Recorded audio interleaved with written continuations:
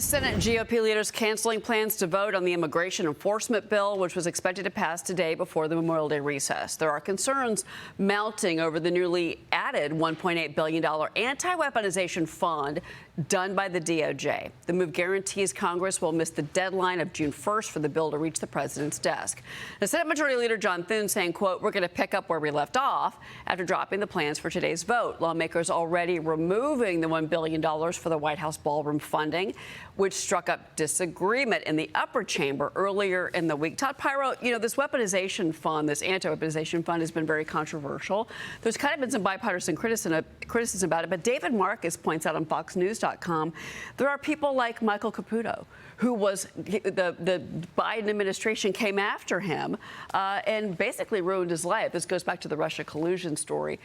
People like that deserve, you know, reparations. What do you say? And it goes beyond that, because Caputo's story underscores the fact that if they want to ruin your life, the government can ruin your life. And so, while not the greatest disincentive, $1.8 billion is really a drop in the bucket for the federal government, you hope that this reminds the federal government they can't destroy people. There will be some financial remuneration on the way if they do. I think it's a good idea to avoid these kind of circumstances. Yeah, it's going to be interesting to see where this goes. Let's bring in South Carolina Congressman Russell Fry. Congressman, I want to get your reaction to this anti-weaponization fund, which seems to be really causing a big stir on Capitol Hill where you are right now. So, you know, on the one hand, you have people like Michael Caputo, who is wronged, but then you have James Comey, who's already coming out and saying, well, then I deserve some of this fund.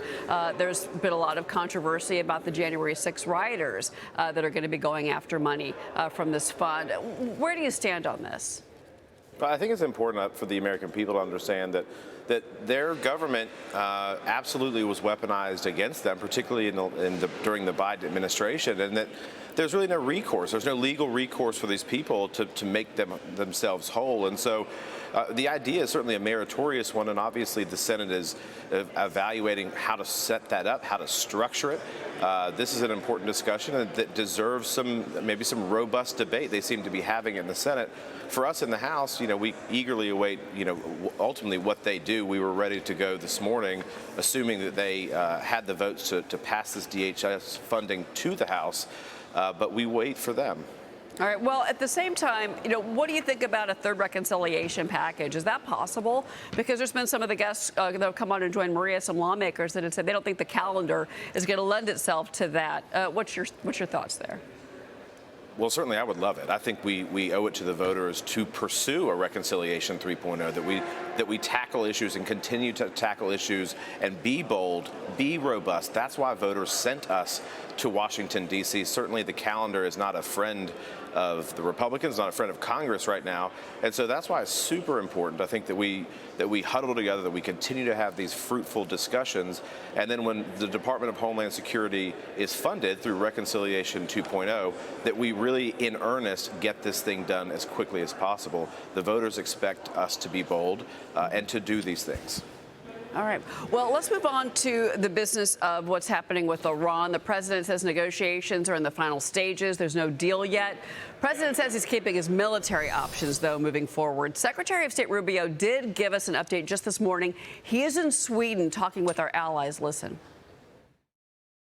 On the issue of Iran, the news this morning, I know it's early it's still in the United States, a little later in the region, in the Middle East, but we await word on those conversations that are ongoing. There's been some slight progress. I don't want to exaggerate it, but there's been a little bit of movement, and that's good.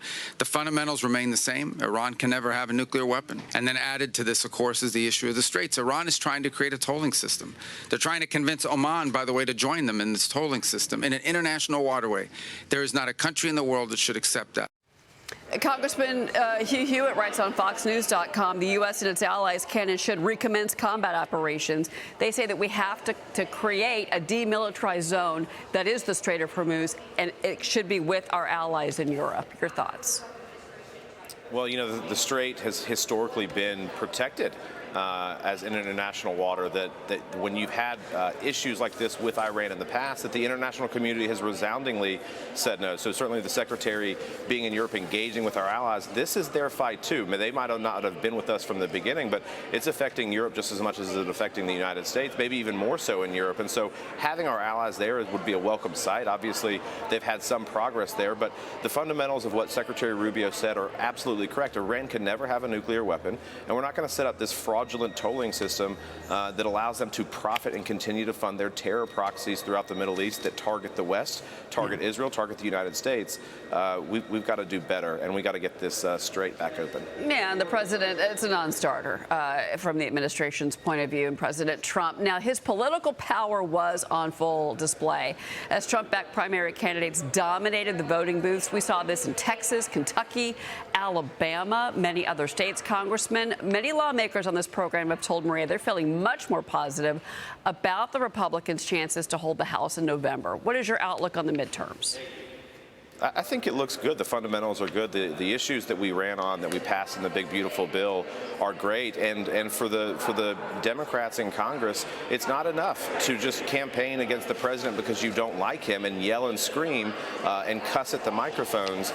You have to put forward a strategy that the American people can rally around. And all the policies that Democrats support are wildly unpopular with the American people. And so their autopsy report came out yesterday essentially saying that, but they're not learning that lesson, which is fine for us. We're going to continue governing and delivering for the American people. Do you worry about the energy story, though? You know, the Fox News polls that we saw this week, the top economic issue facing our country, 58%.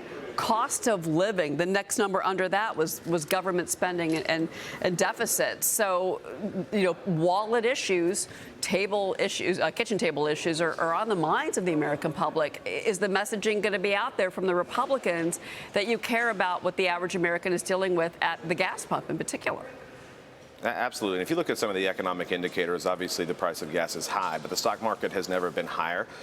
Unemployment rate is phenomenally low. People are engaged. There's massive investment coming into the country from overseas to create generational wealth and opportunity in the United States. These were all hallmarks of policies that we put in the big, beautiful bill. And so as this stuff is getting synthesized in the economy, it's healthy. I was talking to a manufacturer in the district that I represent just last week. He said he's never been busier. In his whole life, he's never been busier. He was worried that under the last administration he was going to close, but they're having to turn away business because they are so busy right now with people investing in this country and buying his products. Congressman Russell Fry, it's always great to have you on the program, sir. Thank you for being here. Have a great weekend.